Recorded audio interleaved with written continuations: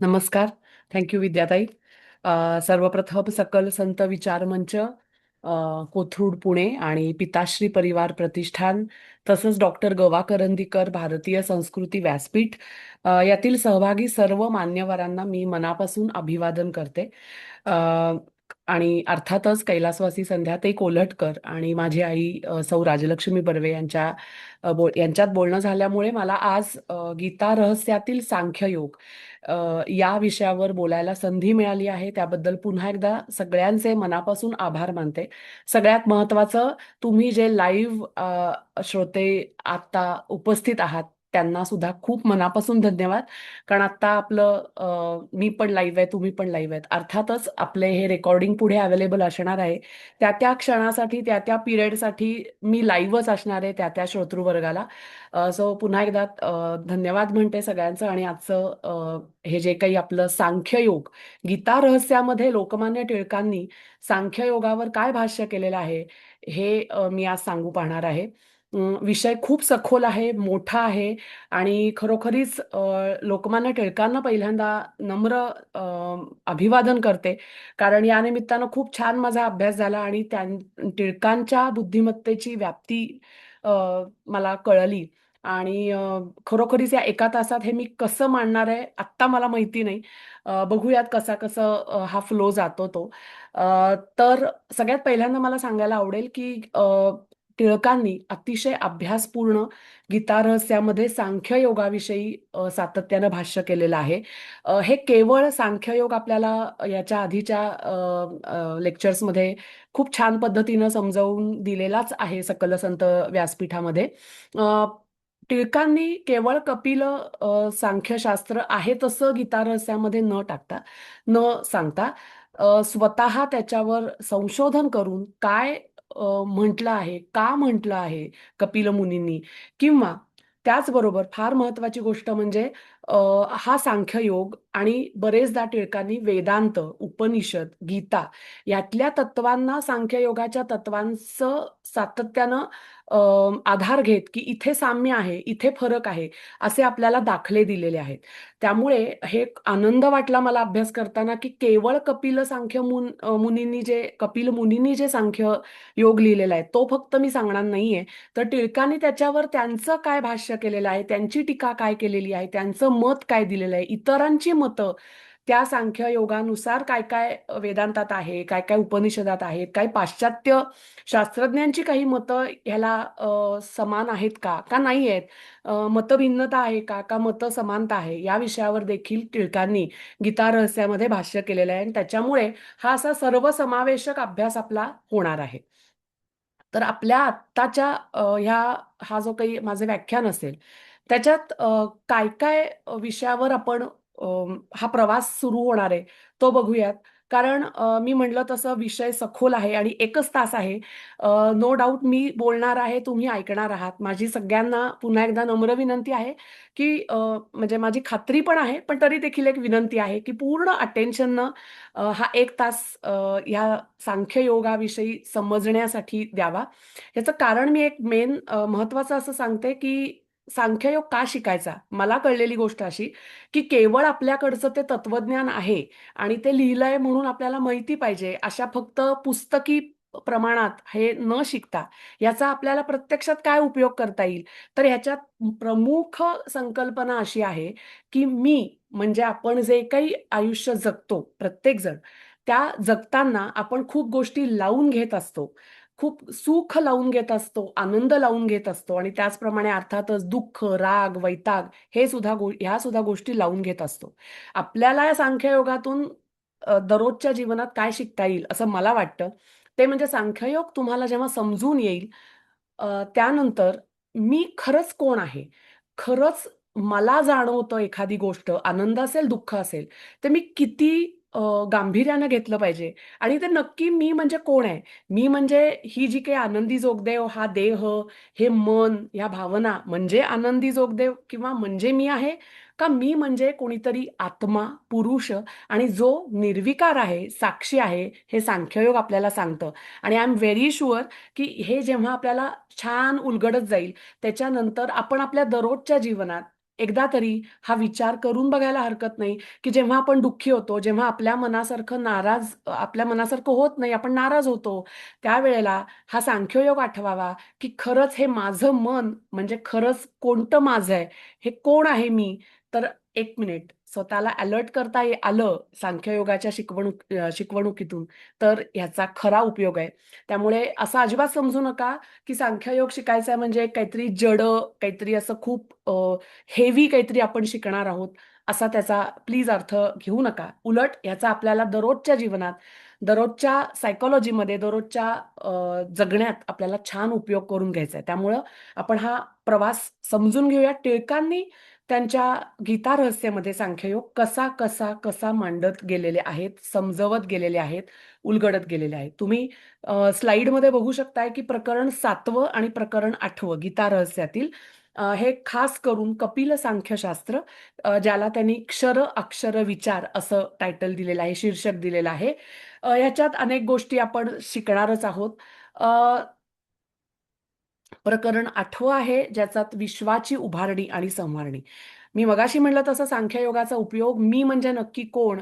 तर हा साक्षी भाव असलेला आत्मा हे जेव्हा हळू-हळू आपल्याला समजणार आहे आणि तो कसा अलिप्त आहे, कसा निर्लेप आहे हे समजणार आहे. त्याच पद्धतीनं आपल्याला खूप एक वेगळं काहीतरी वेगळा आनंद मिळणार आहे. तो म्हणजे ह्या विश्वाची उत्पत्ती कशी झाली? कारण हा प्रश्न माझ्या मते विचार करणाऱ्या प्रत्येक माणसाला कधी ना कधी आयुष्यात पडतो, की नक्की मी का जन्माला आलोय?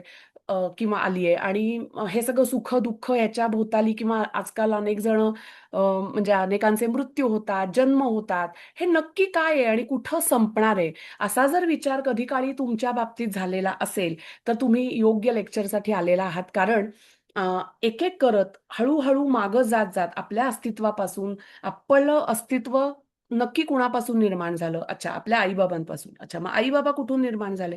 त्यांच्या आई-बाबांपासून. असं मागं-मागं जात अगदी आपल्या विश्वाच्या उगम स्थानापर्यंत हे सांख्ययोग आपल्याला काही तत्व देतं, काही घटक पदार्थची माहिती देतं. आणि त्याच्यामुळे आपल्याला खरोखरीच एक संपूर्णता येते. आपल्या समजुतीला, आपल्याला काहीतरी वेगळं समजतं आणि तो आनंद आय एम शुअर तुम्हाला सगळ्यांना नक्कीच येणार आहे. तर काय सांगितलेलं आहे आपल्याला या सांख्य योगामध्ये. तर त्यासाठी ना मी ही स्लाईड जर तुम्हाला दिसत असेल आणि अगदी, अगदी कॉमन स्लाईड आहे. तुम्हाला माहिती आहे आपल्याकडे खूप अशी लहान मुलांना श्लोकांच्या वेळेला, संध्याकाळच्या वेळेला वगैरे असं म्हणतात, की दत्त, दत्त, दत्ताची गाय, गाईचं दूध, दुधाची साय, साईचं दही, ताक, लोणी आणि मग असं पुढे-पुढे करत अगदी तुपाच्या बेरीपर्यंत आपण हे खूप कॉमनली बोलतो. हे जर तुम्हाला खूप छान आणि अगदी सहजगत्या कळलेलं असेल, की कुठेतरी गाय आहे आणि गायीपासून पुढे गोष्टी सुरू होतात.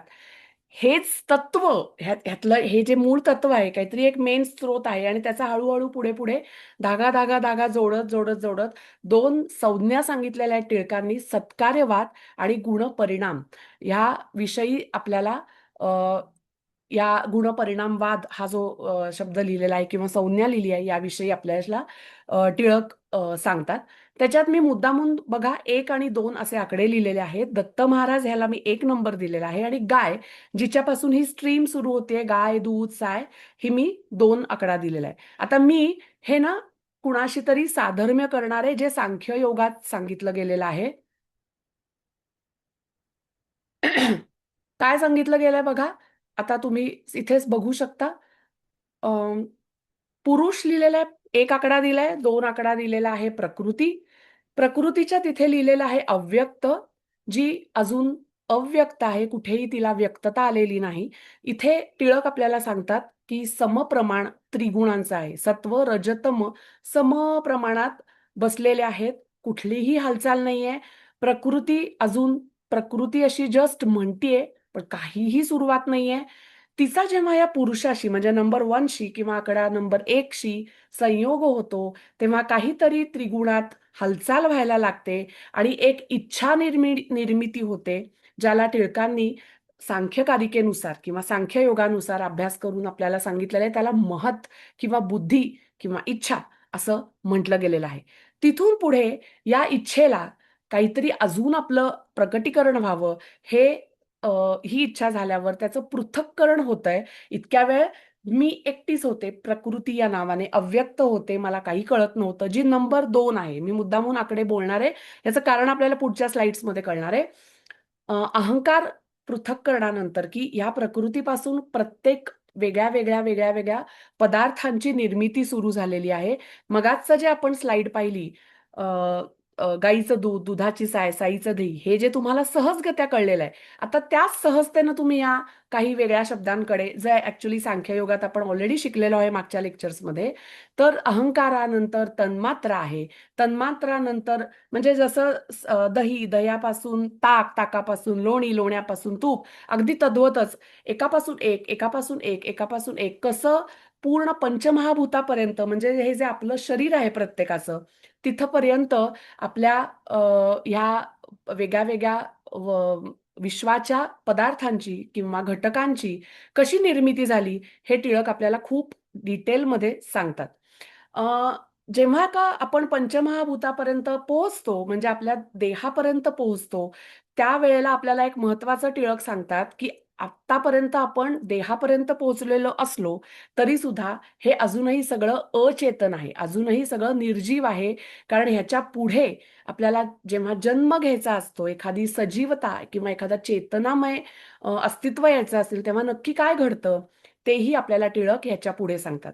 सो आपल्याला जेव्हा मी आत्ता हा जे काही पहिले 3-4 स्लाइड्स आहेत, ते बेसिक आपली जर्नी किंवा प्रवास या लेक्चरचा आहे. कारण हे कळलं की जेव्हा आपण अ, अगदी सूक्ष्मात प्रत्येक गोष्ट समजून घ्यायचा प्रयत्न करणार आहोत, ते खूप सहजगत्या समजणार आहे. पंचमहाभूत म्हणजे आपलं शरीर आपण आत्ता बघितलं. आता ह्याच्यात टिळक आपल्याला सारखं सारखं जागृत करतात, सारखं सारखं सांगतात, की सांख्ययोगानुसार नंबर 1 आणि नंबर 2 म्हणजेच पुरुष आणि प्रकृती हे आहेत, पण पूर्ण एकमेकांच्या निराळे आहेत, भिन्न आहेत. ह्यांचा एकमेकांशी खरं तर काही संबंध नाहीये. पण कारण एक नंबर जो आहे, म्हणजे जे पुरुष आहे, त्याच्यात चेतना आहे. आणि ही जी प्रकृती आहे, जी अव्यक्त आहे, व्यक्त आहे, जे काही आहे, ती प्रकृती आहे, ती मात्र जड आहे. जे मी आता म्हणलं, पंचमहाभूतापर्यंत घटक निर्माण झाले आपल्या विश्वामध्ये, पण हे सगळे जड जड पदार्थच निर्माण होत आहेत. अजूनही चेतनामय सुरुवात झालेली नाही, हे आपल्याला टिळक सांगतात. ही स्लाइड तुम्हाला मगाच आपल्या नेहमीची पद्धत, गाय, दूध, साय, दही, आणि इकडची आपल्या सांख्ययोगातली, हे मुद्दामून खूप सोपं करून सांगते. याचं कारण एवढंच, सांख्ययोग इतका साधा नाही, पण तो इतका अवघडही नाही, हे सांगण्यासाठी ही स्लाइड बघून ठेवा.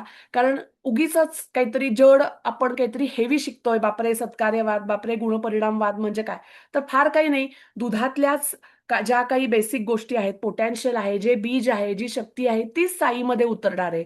जे साईमध्ये आत लपलेलं बीज आहे, तेच पुढे ताकात आहे, तेच पुढे दह्यात आहे, दह्यात आहे, ताकात आहे. या पद्धतीनं तो फ्लो पुढे पुढे जात राहणे, तोच गुणपरिणाम हा सांख्यवादात सांगितलेला आहे.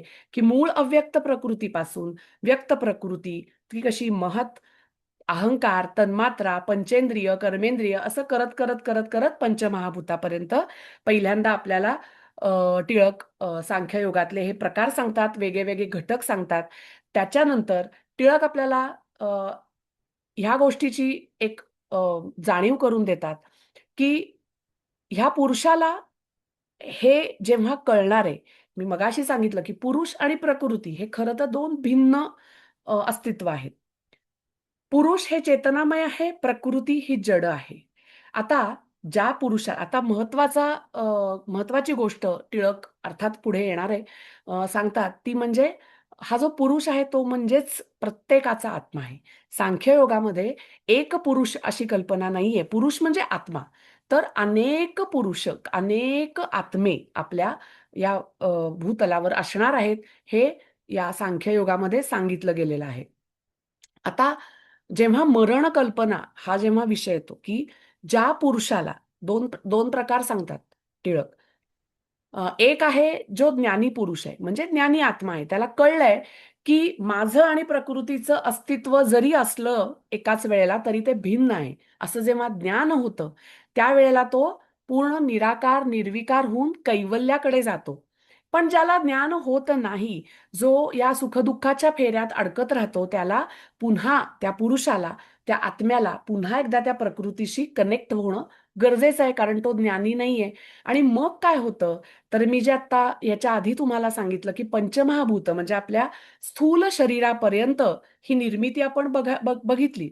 आता हा देह जेव्हा जातो, जेव्हा मरण येतं, तेव्हा काय घडतं, तर ह्याच्या आधीची जी आपण 23 तत्व पाहिली प्रकृतीची इथे, अर्थात मी पुन्हा एकदा सांगते की आपण हे खूप डिटेलमध्ये बघणार आहोत.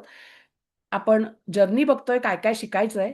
थोडी सुरुवातीलाच मी सांगते याचं कारण असं की आत्ता अटेन्शन आपला खूप चांगलं असतं, त्याच्यामुळे नंतर नंतर कधी कधी हे खूप हेवी होऊ लागतं. त्यापेक्षा आत्ताच बेसिक आपल्याला काय काय शिकायचंय हे कळलं की खूप आपल्याला सोपं जाणार आहे. जेव्हा आत्मा पुरुष अज्ञानी आहे तेव्हा तो जन्म मरणाच्या फेऱ्यात अडकणार आहे. स्थूल शरीर जे आहे, पंचमहाभूताचं स्थूल शरीर जेव्हा मरण येणार आहे, कारण त्याला अज्ञानी आहे, त्याला काही कळत नाही, तो पुन्हा प्रकृतीशी चिकटणार आहे. तेव्हा केवळ 18 तत्वे म्हणजे पंचमहाभूताची जी 5 तत्वे आहेत ती नाहीशी होऊन शरीर गेलं. पण त्याच्यावर अ, टिळक आपल्याला काय सांगतात, सांख्यकारिकेमध्ये काय लिहिलेलं आहे, तर लिंग देह नावाचा एक संज्ञा आपल्याला सांगितली जाते, जी धारण करून लिंग देह हा पुन्हा एकदा या जन्म मरणाच्या फेऱ्यामध्ये अडकणार आहे. मग आता काय काय कसा जन्म होणार आहे एखाद्या नव्या अस्तित्वाचा, तर लिंग देह म्हणजे परत आपण बघूयात, पंचमहाभूत विलीन झाली, देह गेला, कारण आता मरण आलेलं आहे. इतका वेळ अजून अचेतनच आहे सगळं काही. लिंगदेह प्राप्त उरलेला आहे. त्याला काय काय चिकटणार आहे बघा, काय काय चिकटणार आहे, तर प्रकृतीमधील जे त्रिगुण आहेत म्हणजे सत्वरजतम आहेत, किंवा आपण अगदी सोप्या भाषेत हे करू, त्या त्या जन्मातले जे संस्कार आहेत, ज्याला सांख्यकारिकेमध्ये भाव असं म्हणलेलं आहे, आणि आपल्या नेहमीच्या वेदांत गीता याच्यामध्ये याच भावाला कर्म म्हणलंय. तुम्ही जसं कर्म कराल तशी तुमची फळं, असं जे गीतेत किंवा वेदांतामध्ये बोललं गेलंय, त्यालाच सांख्यकारिकेमध्ये भाव असा शब्द टिळक सांगतात. आणि ते सांगतात की हा लिंगदेह या संस्कारांना, त्या त्या जन्मातील संस्कारांना ऍब्सॉर्ब करतो, घेतो बरोबर. आणि कुणाला ऍब्सॉर्ब करतो, तर अर्थातच आपल्या आई वडिलांच्या शरीर द्रव्यांचा संगम हा लिंगदेह करतो, म्हणजे या नव्या जन्मातल्या. समजून घेऊयात, नव्या जन्मातील आई वडील आणि आधीच्या जन्मातील संस्कार आणि आधीच्या जन्मातील लिंगदेह यांचा मिलाफ होऊन पुन्हा जन्म प्राप्ती, पुन्हा प्रकृतीशी पुरुषाचा कसा मिलाफ होतो, हे टिळक आपल्याला पुन्हा अतिशय सखोल पद्धतीनं सांगणार आहेत या सांख्ययोगात, गीता रहस्यामध्ये.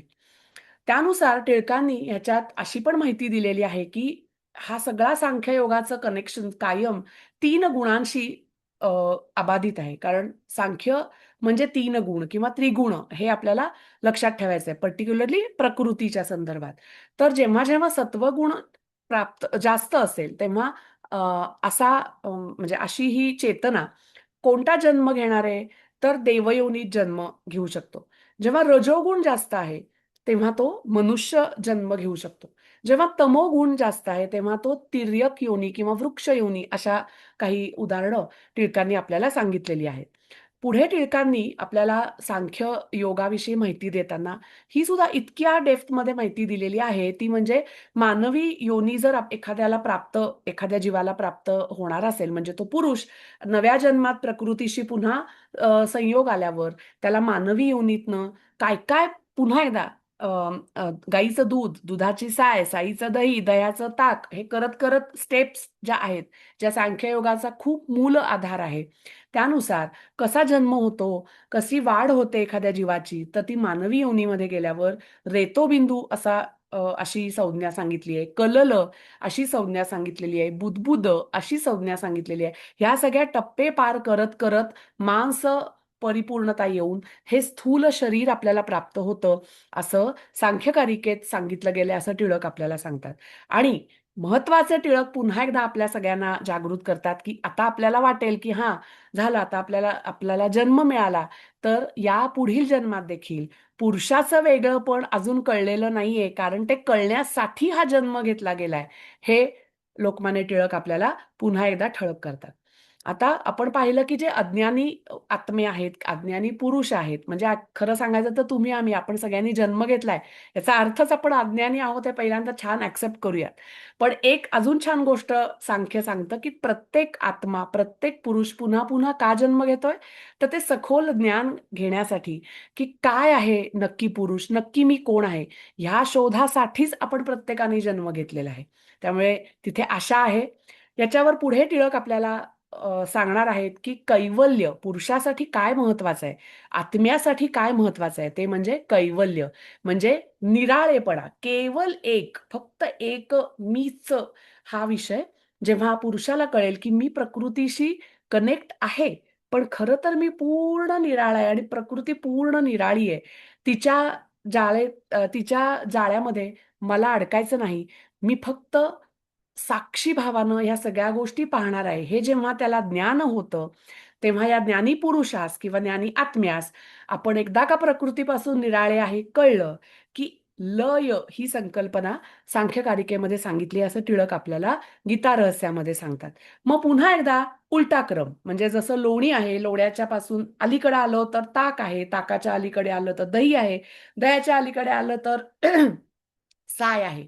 उलटा क्रम, प्रतिप्रसव, ह्याला आपण पंच महाभूतापासून आपले जे स्थूल देह आहे त्याच्यापासून लय होत होत पुन्हा एकदा तन्मात्रांकडे, त्याच्यापासून लय होत होत अहंकाराकडे, त्याच्यापासून लय होत होत महत किंवा बुद्धीकडे, आणि असं करत करत पुन्हा एकदा अव्यक्त प्रकृतीकडे हा प्रवास सुरू होतो. याला प्रतिप्रसव किंवा पुन्हा एकदा आपल्या मूळ स्रोताकडे जाणे असं म्हणतात.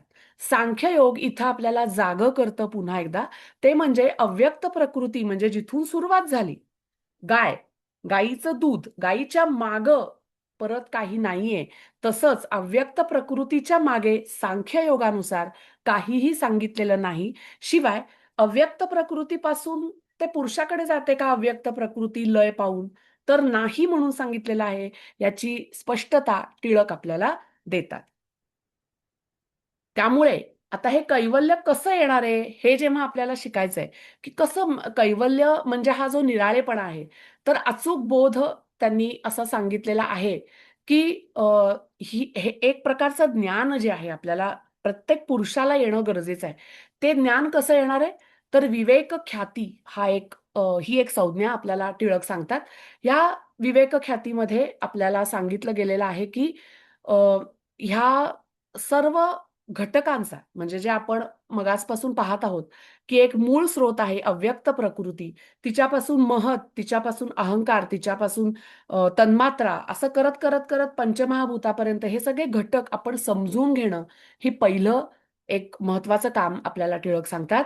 त्याच्या बरोबरीनं टिळक आपल्याला सांगतात की तीन प्रकारची दुःख जी आहेत, अधिभौतिक, आध्यात्मिक आणि अधिदैविक, ह्यांचा सुद्धा अनुभव घेणं ही गरज आहे आपल्याला मूळ ज्ञान प्रकट होण्यासाठी. आणि तिसरं महत्वाचं असं एक संज्ञा टिळक आपल्याला सांख्यकारिकेतून उचलून सांगतात या गीता रहस्यामध्ये, ती म्हणजे वैराग्य.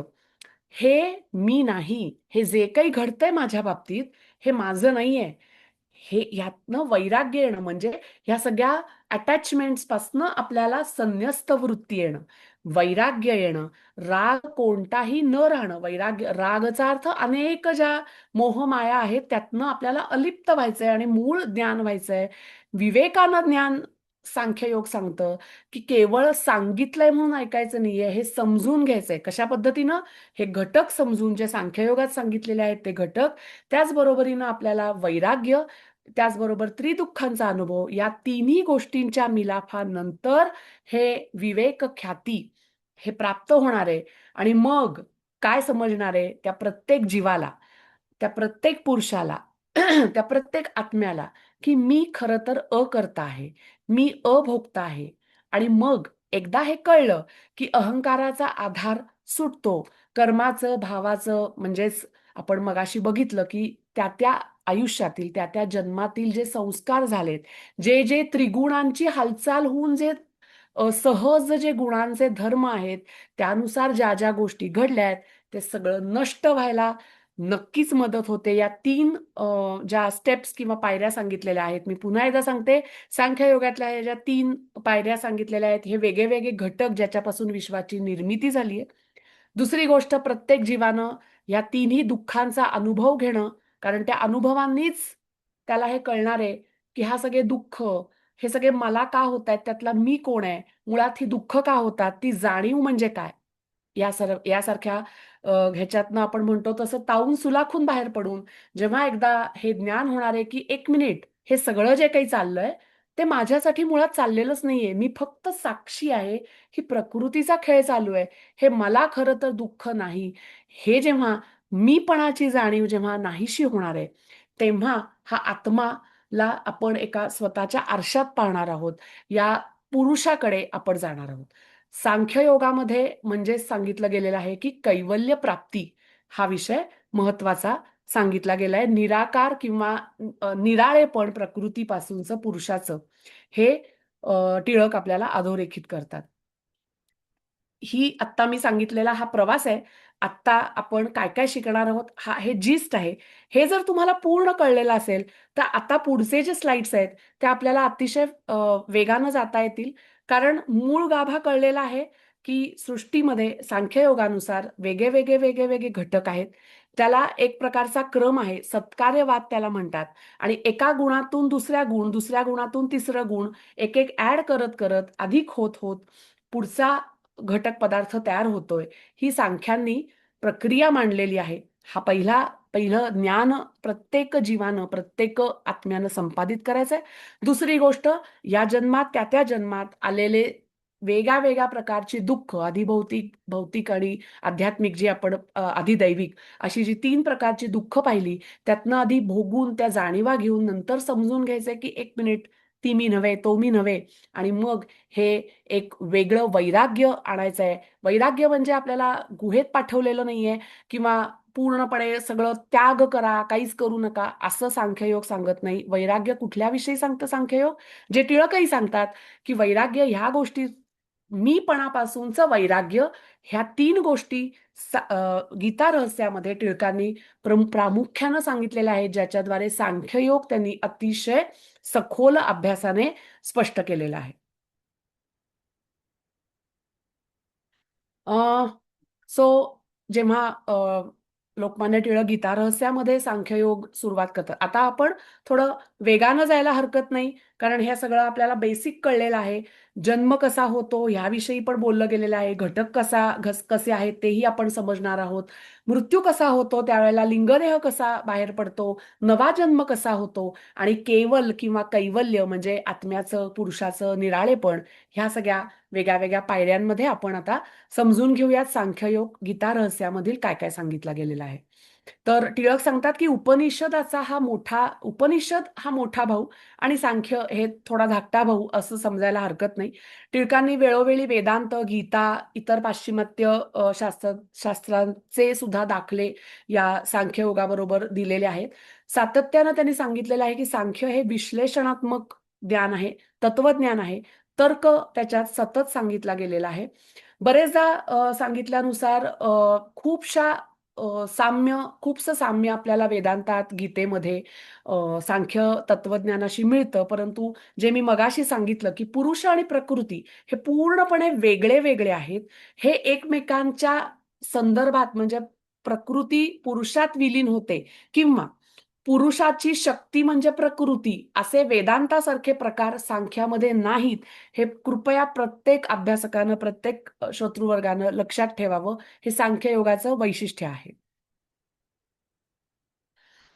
सांख्य या शब्दाचा अर्थ 18.13 सांख्यशास्त्रानुसार सर्व प्रकारचं तत्वज्ञान असं सुद्धा सांख्य या शब्दाचा अर्थ सांगितला गेला आहे. बरेचदा ज्ञानी पुरुष म्हणजे सांख्य असा सुद्धा अर्थ सांगितलाय असं टिळक सांगतात आणि संख्या या धातूपासून सांख्य शब्द निर्मिती असू शकते. त्यामुळेच याच्यात 25 तत्व जी आपण मगाच्या घटनाक्रमात पाहिली, अ, अ, म्हणजे प्रकृती असेल, मुळात पुरुष, प्रकृती, अव्यक्त प्रकृती, व्यक्त प्रकृती, महत वगैरे. त्यामुळे या तत्व असल्यामुळे आपल्याला सांख्य संख्या धातूपासून त्याला सांख्यशास्त्र म्हटलं जात असावं असंही टिळक नमूद करतात. न्यायशास्त्र आणि सांख्य ह्याच्याशी सुद्धा बरेचदा गीता रहस्यामध्ये टिळकांनी साधर्म्य किंवा काही साम्य आहे का, फरक आहेत का असा अभ्यास केलेला दिसतो. अ, पूर्ण गीता रहस्यामध्ये त्यांनी सांगितल्यानुसार सांख्य कारिकेनुसार ईश्वर कृष्णांच्या त्यांनी हा पूर्ण अभ्यास म्हणजे त्याला मेन ग्राह्य धरून, कारण कपिल मुनींचं आता अस्तित्वात नाहीये जे सांख्य योग आहे. त्यामुळे इव्हन त्यांनी सांगितल्यानुसार षष्ठी तंत्र असे जे काही चायनीज रेफरन्सेस आहेत ते सुद्धा आता उपलब्ध नसल्यामुळे टिळकांनी आपल्या ईश्वर कृष्णांची सांख्यकारिका हा ग्रंथ प्रमाण मानून हा पूर्ण अभ्यास केलेला आहे. मगाशी सांगितल्याप्रमाणे सत्कार्यवाद प्रत्येक कार्य आणि त्याच्या मागं असलेलं कारण, जसं आपण बघितलं दही असेल तर त्याच्या मागं दूध आहे. दही हे कार्य असेल तर त्याच्या मागचं कारण आहे दूध. मला वाटतं हे आपण मगाशी समजून छान घेतलेलं आहे, कारण ते आपल्याकडेच इतकं ओघानं आहे. दत्त दत्त दत्ताची गाय, मी मुद्दामून सांगते, गाईचं दूध दुधाची साय. ह्या जे एकामागोमाग एक जे रिलेशन आहे, एकामागोमाग एक जे आपण संदर्भ लावत जातो, एक एक प्रत्येक आधीच्या ह्याच्यात एक बीज आहे, त्यातूनच पुढचं गोष्ट घडते, त्यातूनच पुढचं कार्य घडतं. प्रत्येक कार्याच्या मागे एक कारण आहे. आणि हे मत न्याय आणि बौद्ध शास्त्राला मान्य नाही, हे पण इथे टिळक आपल्याला सांगतात. मगाशी सांगितलं तसं पुरुष आणि प्रकृती हे सांख्य योगामध्ये पूर्णपणे वेगळी वेगळी तत्व, स्वतंत्र तत्व अशी मानली गेलेली आहेत. मगाशी सांगितल्याप्रमाणे दत्त आणि गाय असं जर आपण एक महत्वाचा दोन तत्व घेतली, त्यालाच आपण रिलेट करू शकतो पुरुष आणि प्रकृती. जी प्रकृती म्हणजे अव्यक्त आहे आणि व्यक्त आहेत. या सगळ्याला जेव्हा पुरुष आहे, प्रकृती आहे, प्रकृती अव्यक्त आहे आपण पाहिलं. अव्यक्त प्रकृती म्हणजे काय सांगतो, की जिथे त्रिगुण सम अवस्थेत आहे.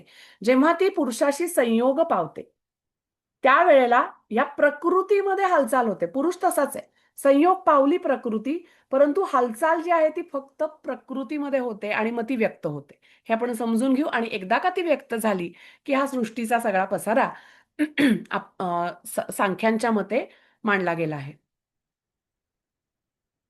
आता पुरुषाची वैशिष्ट्ये अनादी आहे, स्वयंभू आहे, स्वतंत्र आहे, निर्गुण आहे, अकर्ता आहे, अभोगकर्ता आहे, साक्षी आहे, अविकार आहे, कैवल्य स्वरूप आहे. हे आपल्याला सगळ्यांना माहितीच आहे. त्याच्या पुढे आपण जाऊ.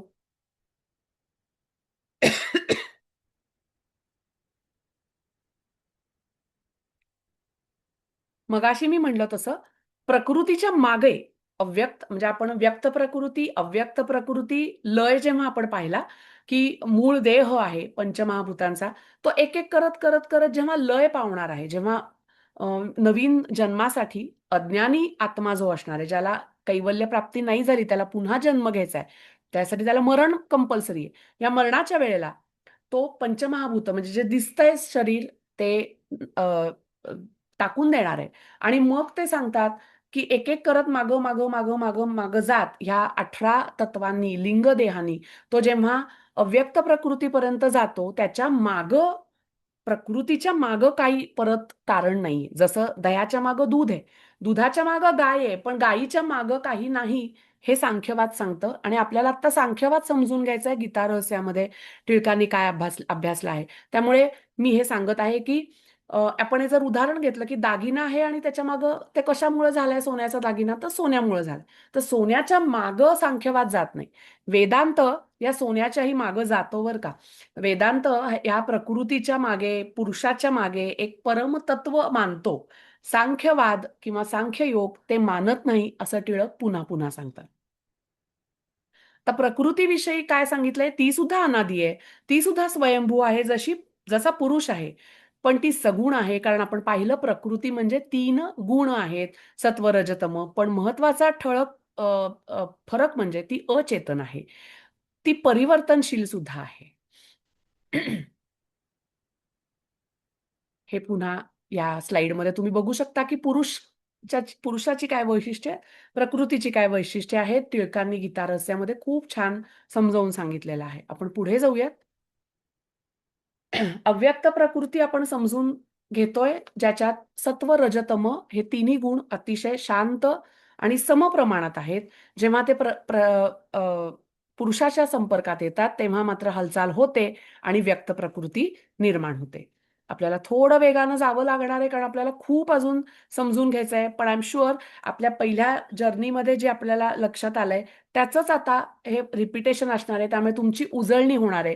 त्यामुळे माझी खात्री आहे की तुम्हाला नक्की काय सांगितलं असं विसरायला होणार नाही. यासाठीच मी मगाशी पहिलं थोडं तुम्हाला आधीच ओरिएंट केलेलं होतं. इथे जेव्हा आपण पाहतो सातवं प्रकरण गीता रहस्यामधील, त्याच्या टिळकांनी आपल्याला नाव देतानाच कपिल संख्याशास्त्र आणि क्षर अक्षर विचार असं सांगितलंय. तर इथे ते सांगतात की बरेचदा शांकर भाष्याचा दाखला देत किंवा क्षर अक्षर या अ, संज्ञाच्या सुद्धा ते आपल्याला सांगतात की क्षर आणि अक्षर. क्षर म्हणजे व्यक्त, अक्षर म्हणजे अव्यक्त. इतका साधा विषय आहे. तुम्हाला व्यक्त प्रकृती कळलेली आहे, अव्यक्त प्रकृती कळलेली आहे. त्यामुळे मला वाटतं आता तुम्हाला रेफरन्स लागेल की का ते शीर्षक होतं क्षराक्षर. त्यामुळे आपण पुन्हा पुढे जाऊयात. पुन्हा एकदा अ, आठवण करून द्यायची, जी टिळकांनी आपल्याला दिली गीता रहस्यामध्ये सांख्ययोगाविषयी. प्रकृती ही पुरुषापासून उत्पन्न नाही. अशा गोष्टी वेदांताशी खूप सिमिलर आहेत. वेदांतात ब्रह्म आणि माया किंवा शिव आणि शक्ती हे आपण बरेचदा आठवत असेल तुम्हाला. पण हे सेम प्रकार प्रकृती आणि पुरुष किंवा बरेचदा ना पुरुष म्हणजे पुल्लिंग आणि प्रकृती म्हणजे स्त्रीलिंगी असं काहीतरी पटकन वाटतं. किंवा पुरुषाची शक्ती म्हणजे प्रकृती. तर प्लीज सांख्य योगामध्ये तो अर्थ नाही. हे परत परत आपण सगळ्यांनी लक्षात घेऊयात.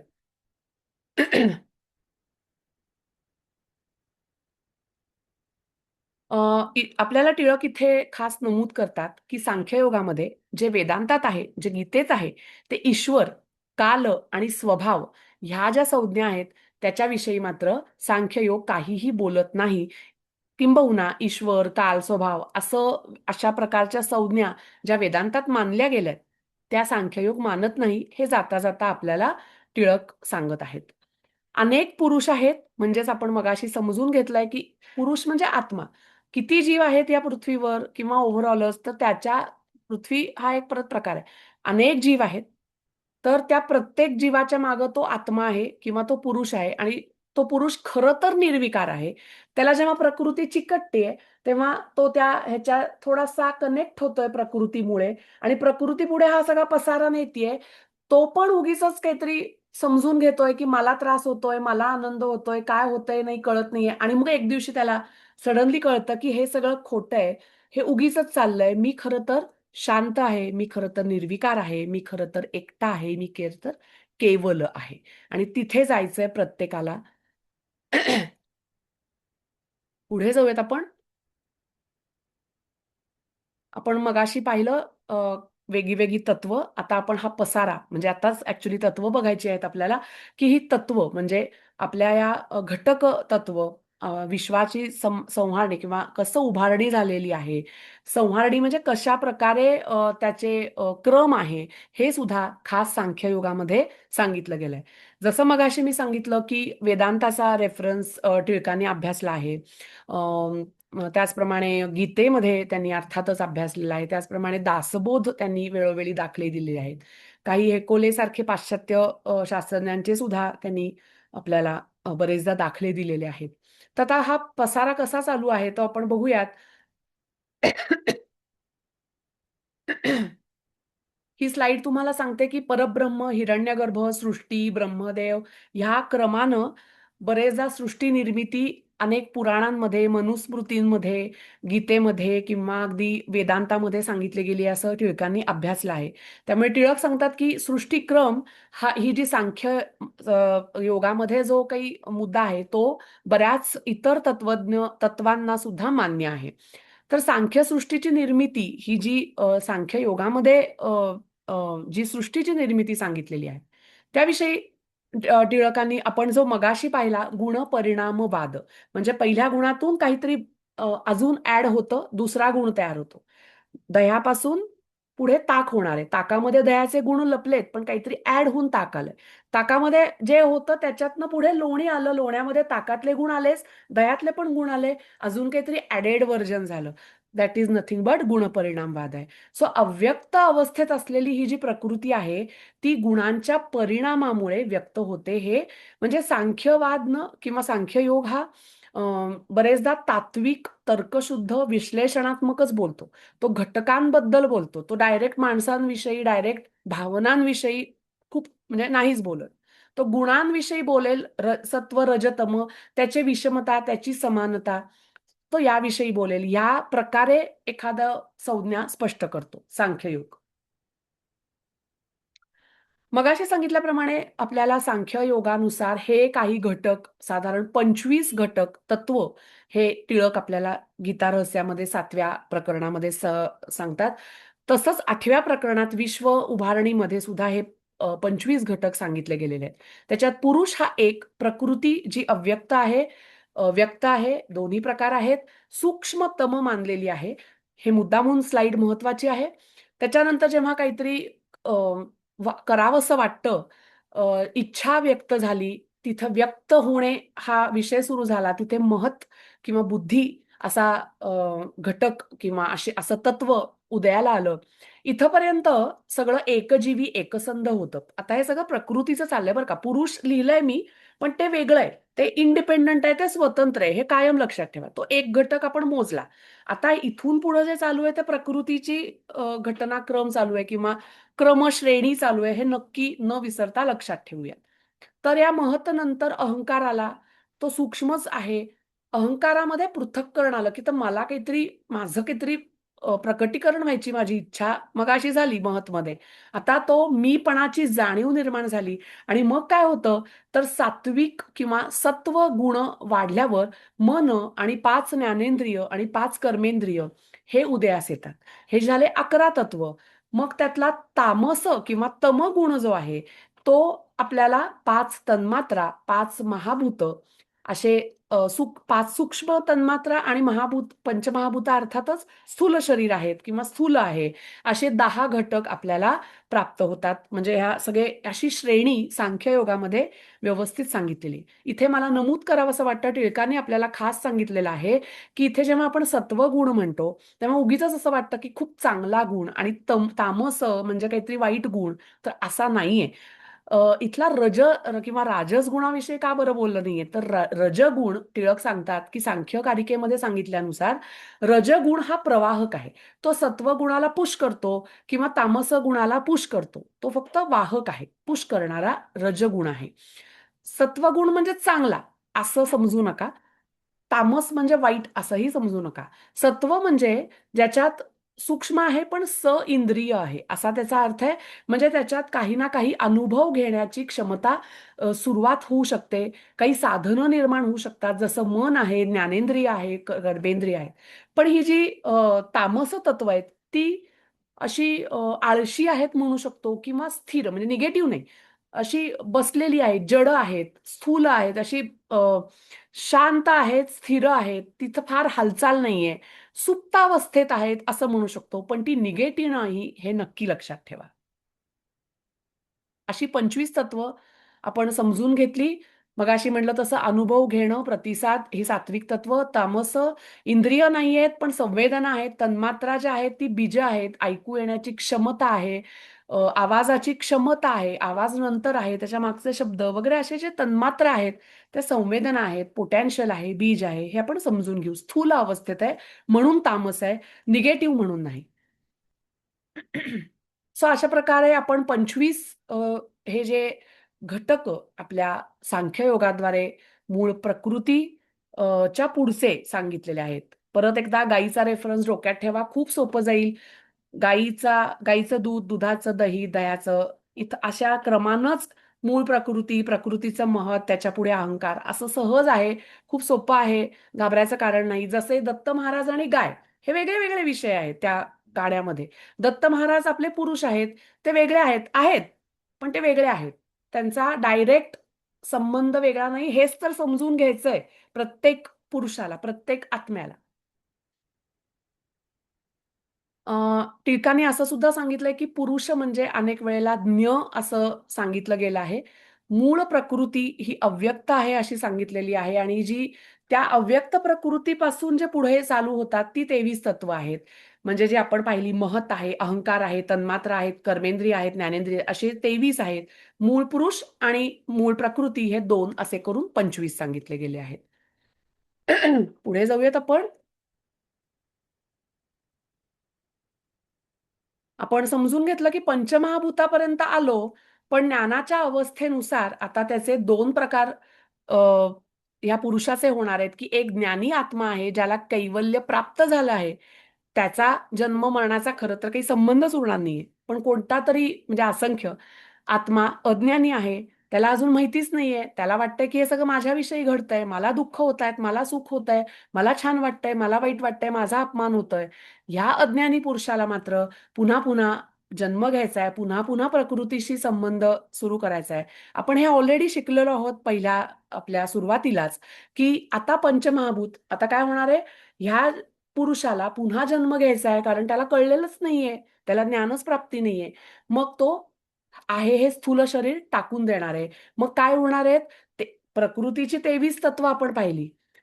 पहिला पुरुष, दुसरा प्रकृती. हे 2 बाजूला 25 पैकी. उरलेले 23 त्याची आपण आता परत प्रतिप्रसव सुरू झाला कारण आता मरण किंवा लय प्राप्त होत होत पुन्हा जन्म घ्यायचा आहे. आता काय होतं? आपलं शरीर गेलं, 5 तत्व म्हणजे पंचमहाभूताचा जे 5 घटक आहेत ते गेले, वजा झाले 23तले. 18 उरले.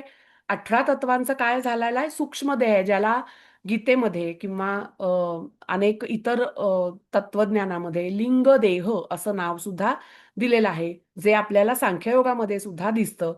हे सगळं अनेक तत्वज्ञानात समान मानलं गेलेलं आहे. मरणानंतर पुरुष हा लिंगदेहासोबत बाहेर पडतो. आणि तो जोपर्यंत ज्ञान ख्याती मिळवत नाही, विवेक ख्याती, तोपर्यंत तो पुन्हा पुन्हा जन्म घेत राहतो. असं सांख्यकारिका 40 मध्ये लिहिलंय. आणि असंच बहुतांशी असंच वर्णन उपनिषदात, वेदांतात, गीतेत सुद्धा वेळोवेळी दिलं गेलेलं आहे. असं आपल्याला टिळक त्यांच्या अभ्यासात सांख्ययोगावर बोलताना गीता रहस्यामध्ये सांगतात. मगाशीच आपण समजून घेतलेलं आहे. 18 तत्व जी आहेत, ज्याचं मिळून लिंगदेह होणार आहे. त्या लिंगदेहाला काय काय चिकटणार आहे? तर वेदांत आणि गीतेनुसार त्यांनी शब्द सांगितलेले आहेत, की प्राण आणि कर्म. गीता वर्णन असं सुद्धा केलंय या लिंगदेहाचं, की त्या लिंगदेहाचा आकार सुद्धा वर्णिलाय. सांख्ययोगात सांगितलेला नाही. पण आपल्याला टिळक अनेक इतर तत्वज्ञानाची सुद्धा माहिती या बरोबरीनं देतात. काही फरक सांगतात, काही साम्य सांगतात. तर मग या गीतेमध्ये लिंगदेहाचं काय वर्णन सांगितलंय तर अंगठ्या एवढा असतो हा लिंगदेह. मनुस्मृतीमध्ये सुद्धा याला लिंगदेह असा उल्लेख केलेला आहे या 18 सूक्ष्म तत्वांचा. आणि संख्य किंवा सांख्यशास्त्रानुसार काय सांगितलंय की 18 सूक्ष्म तत्व आहेत. आता ह्याला कोण कोण सांख्य नुसार किंवा गीता सुद्धा मान्य काय करते तर या लिंगदेहाला अ, बघा कर्माचा प्रभाव चिकटलेला असतो. आता कर्म हा ही जी काही संज्ञा आहे ती सांख्ययोगामध्ये कर्म या भाषेत नाही. कर्म हे आपल्याला वेदांतात सांगतात, गीता सुद्धा मान्य करते. परंतु सांख्ययोगात त्याला धर्म, त्रिगुणांचा धर्म म्हणजे कर्म किंवा अगदी आपल्या सोप्या भाषेत सांख्ययोगामध्ये त्याला संस्कार असं म्हणले. त्या त्या जन्मातले संस्कार, त्या त्या जन्मातले अजून एक संज्ञा वापरली गेली आहे सांख्ययोगात कर्माला, ती म्हणजे भाव. त्या त्या आत्म्याला मिळालेला भाव, काय त्याचं म्हणणं आहे, काय त्याचा संस्कार आहे, हे या लिंगदेहाबरोबर आहे. हे अजून फिरतंय नवा जन्म घेण्यासाठी. लिंगदेह आणि काय भाव किंवा आपल्या सोप्या भाषेत कर्म किंवा संस्कार. आता ह्याच्या बरोबरीनं काय सांगतात, की तिसरी गोष्ट जी आपण मगाच्या पहिल्या जर्नीमध्ये फास्ट समजून घेतलेली होती, की तिसरी गोष्ट सुद्धा कॅच होणार आहे, पकडली जाणार आहे. ती म्हणजे आई-वडिलां आता नव्या जन्मामध्ये हा देह जन्म घेणार आहे. हा 18 लिंगांचा जो सूक्ष्म देह आहे, त्याला जन्म घ्यायचा आहे. कारण त्याला जाणून घ्यायचं आहे, की मी म्हणजे नक्की कोण आहे. यासाठी जन्म घ्यायचा आहे. या पुरुषाला खरं ज्ञान होण्यासाठी. आणि मग ही तिसरी गोष्ट सुद्धा तो ॲब्सॉर्ब करतोय, ती म्हणजे आई-वडिलांच्या शरीरातील त्यांचे गुणधर्म जे आहेत, त्या त्यांच्या ते कॅच करणार आहे. आणि मग सांख्यकारिका 43-45 नुसार हा लिंगदेह विविध योनींमध्ये जन्म घेतो असं आपल्याला टिळक या अ, पुढे आपल्याला सांगतात. मग त्यांनी मगाशी आपण सांगितलं तसं वेगवेगळ्या योनी म्हणजे किती खरोखरीच हा विश्वाचा पसारा केवढा आहे आणि त्याच्या मागचे प्रत्येक गोष्टीची कारण मीमांसा टिळकांनी अभ्यास करून सांख्यकारिकेतून इतर अनेक तत्वज्ञानातून आपल्या पुढे गीता रहस्यामध्ये मांडलेली आहे. आपल्या आपल्या त्या त्या कर्मातील संस्कारामुळे आणि काय आपण 18 तत्व घेऊन शिवाय चाललोय, संस्कार चिकटलेले आहेत. आणि तिसरी गोष्ट, नव्या आई वडिलांच्या शरीरातील जी द्रव्य आपण ऍब्सॉर्ब केली आहेत त्यांचे संस्कार आपण ऍब्सॉर्ब केलेत. हे सगळं आपल्याला ह्या नव्या पुरुषासाठी, नव्या जन्मासाठी सुरुवात होतीये. इथे टिळक आणि सांख्ययोग पुन्हा पुन्हा सांगतात की पण पुरुष स्वतः देह निर्माण करत नाहीये बरं का, हे सगळं प्रकृतीचाच खेळ चालू आहे. लक्षात घेऊयात. कारण पुरुष कायम अलाहिदाच आहे. तो तो फक्त प्रकृतीपासून ह्या गोष्टी करून घेतोय. आणि मग विविध योनीमध्ये जन्म घेऊन सुद्धा पुरुष वेगळा आहे ही जाणीव जरी पुन्हा नवा जन्म झाला तरी लगेच पुढच्या जन्मात ही जाणीव होणार आहे की झालं, कळलं कळलं कळलं, मी पुरुष वेगळा आहे आणि प्रकृती वेगळी आहे, असं होईलच याची खात्री नाही. हे आपल्याला पुन्हा एकदा टिळक आपल्याला जागं करतायत की ते ज्ञान होईपर्यंत काही खरं नाही. टिळक इथे आपल्याला सांगतात की असंच काहीसं वर्णन गर्भ उपनिषदामध्ये सुद्धा व्यक्त केलेलं आहे, जे सांख्ययोगावरून आपल्याला खूप समान जाणवतं. ज्याच्यात सूक्ष्मदेह म्हणजे एखाद्याला मनुष्य योनी प्राप्त होताना मग त्याचेही आपण या स्लाइडमध्ये बघू शकता की काय प्रकारे क्रम आहे. सो सांख्य म्हणजे संख्या म्हणजे क्रम, हा जो आपण अर्थ पाहिला सगळ्यात पहिल्यांदा, तो इथे पण आपल्याला दिसतो की त्या मनुष्य योनीनंतर सुद्धा काय क्रम आहेत, एखादं स्थूल देह कसा निर्माण होतो, तो आपण इथे बघू शकताय. आता आपण पुढे जाऊयात. मगाशी सांगितलं तसं खूप महत्वाची गोष्ट म्हणजे त्या त्या पुरुषाला आता आपण मरण कसं होतं किंवा नवा जन्म कसा होतो हे इतक्या वेळ बघितलं. आणि आता आपला अगदी शेवटचा मुद्दा आला, तो म्हणजे मोक्षप्राप्तीनंतर ज्या ज्या आत्म्याला, म्हणजे असं सांख्यकारिकेत वर्णन आहे, टिळक आपल्याला समजावून सांगतात की ज्या पुरुषाला, ज्या आत्म्याला ज्ञान प्राप्त झालंय, विवेक ज्ञान प्राप्त झालंय, विवेकाने ज्ञान प्राप्त झालंय, तर त्याचं शरीर सुद्धा काही दिवस शिल्लक राहू शकतं. मग त्याचं त्यांनी उदाहरण काय दिलंय, कुंभाराचं चाक, ते जे मडकं आहे ते झालं तयार तरी सुद्धा गोल गोल गोल गोल फिरतच राहतं, कारण ती मोमेंटम मिळालेलं असतं. अगदी त्याप्रमाणे विवेक ज्ञान झालंय, कळलेलं आहे की मी वेगळा आहे, पुरुष वेगळा आहे, प्रकृती वेगळी आहे, सगळं समजलंय, अनुभवानं समजलंय, नुसतं पुस्तकी समजलं नाही त्या व्यक्तीला, परंतु किंवा त्या पुरुषाला. पण तरी देखील हे शरीर धर्म सुरू राहू शकतो. आणि हे वर्णन सांख्यकारिका 65 मध्ये नमूद केल्याचं आपल्याला टिळक पुन्हा सांगतात. आणि सगळ्यात महत्वाची ही विवेक ख्याती किंवा संन्यस्त वृत्ती किंवा विरक्त भाव आल्याशिवाय मी वेगळा आहे, प्रकृती वेगळी आहे, हे समजणं केवळ अशक्य, हे सांगितलं जातं. आणि म्हणून सांख्ययोगामध्ये वैराग्य, संन्यस्त भाव हा विषय खास करून सांगितला जातो. आणि हाच मुद्दा पुढे अर्थातच गीता रहस्यामध्ये जे इतर अनेक योगांविषयी, कर्मयोग आहे किंवा समाज उपयोगी गीतेचा कसा उपयोग केला जायला पाहिजे या विषयावर जेव्हा टिळक पुढे भाष्य करतात, तेव्हा काय झालं की समाजानं केवळ हे एवढंच मधल्या काळात ऐकलं की अच्छा अच्छा, संन्यस्त व्हायचंय, विरक्त व्हायचंय, म्हणजे चला गुहेत जाऊन बसूयात आणि सगळ्या आपल्या कर्तव्यांना तिलांजली देऊयात, बसू देत, ते काही पण होऊ देत, आपल्याला आपलं आपलं काहीतरी पुरुषाचं किंवा त्या आत्म्याचं ज्ञान होणं गरजेचं आहे, असा चुकीचा अर्थ घेतला. सांख्ययोग काय सांगताय, टिळक आपल्याला सांगतायत की सांख्ययोगानं खरं तर काय सांगितलेलं आहे की पुरुषाचं प्रकृतीपासून असलेलं विलगीकरण समजण्यासाठी हा विवेक जागृत होणं गरजेचं आहे. आपण मगाशी 3 गोष्टी पाहिलेल्या आहेत की ह्या घटनाक्रम किंवा हे जे घटक आहेत त्याची जाण असणं गरजेचं आहे.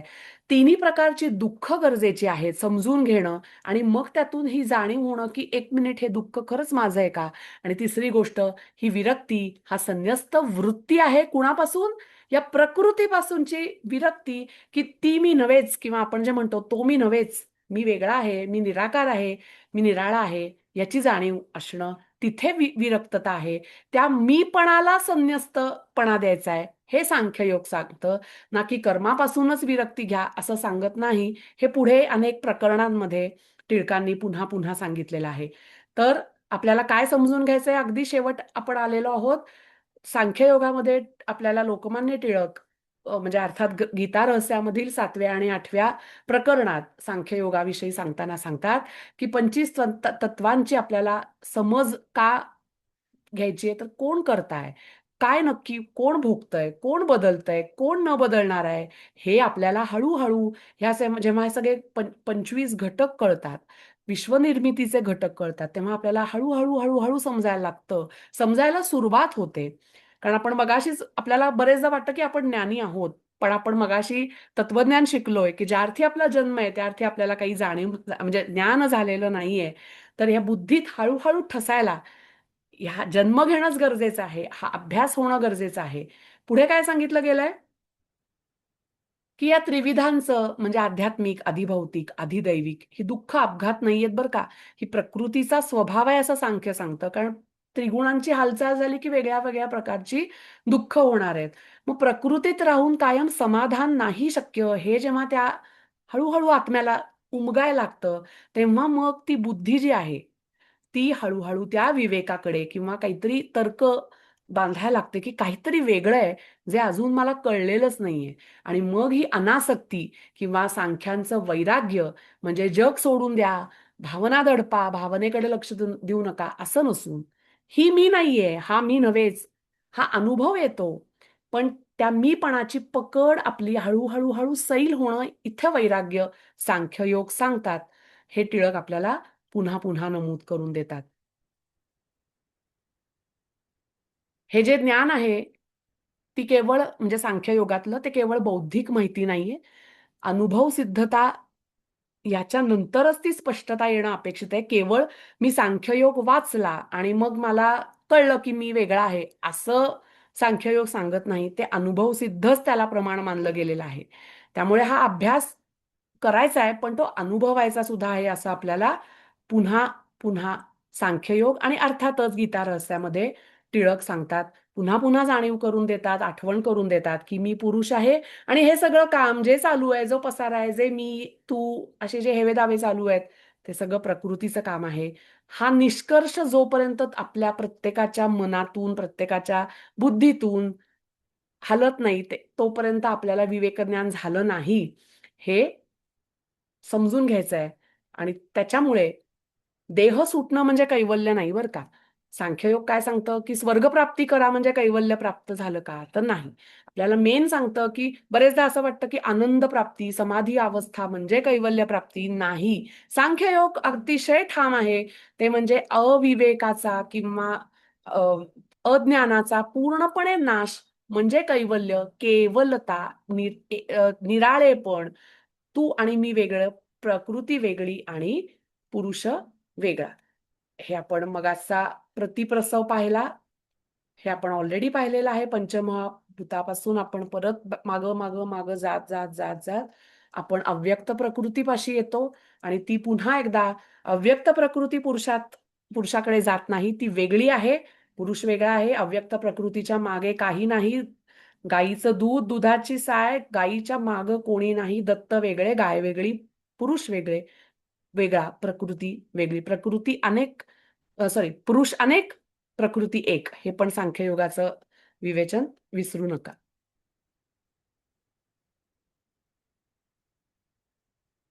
ही स्लाइड तुम्हाला पुन्हा एकदा हा सगळा पूर्ण फ्लोचार्ट किंवा क्रम तत्वांचा तुम्हाला देऊ शकते.